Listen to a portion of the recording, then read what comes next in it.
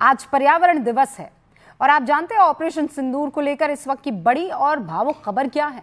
PM Modi ने अपने निवास, जो उनका आधिकारिक अभी निवास है, आवास है, वहां पर सिंदूर का पौधा लगाया है। ये सब क्या देखना पड़ रहा है?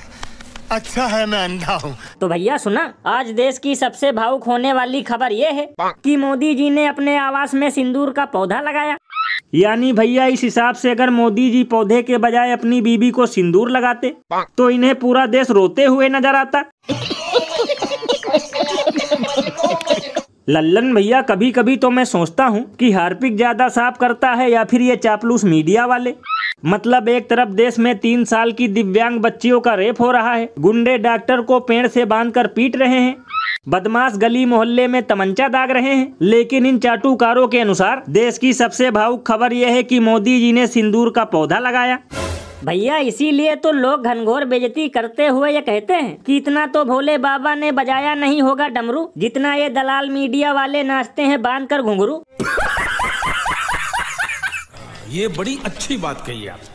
और भैया आजकल मुझे सबसे ज्यादा हंसी तो मोदी जी पर आ रही है। यानी इतना ड्रामा तो इन्होंने लोकसभा चुनाव में भी नहीं किया था जितना कि ऑपरेशन सिंदूर में कर रहे हैं। यानी कभी रोड शो कर रहे हैं, कभी तिरंगा यात्रा निकाल रहे हैं और अब सिंदूर का पौधा भी लगा दिया।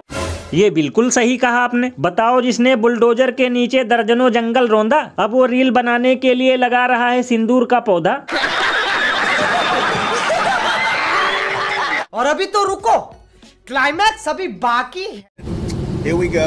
Now it's going to be a strike. You know, I did India and with Pakistan.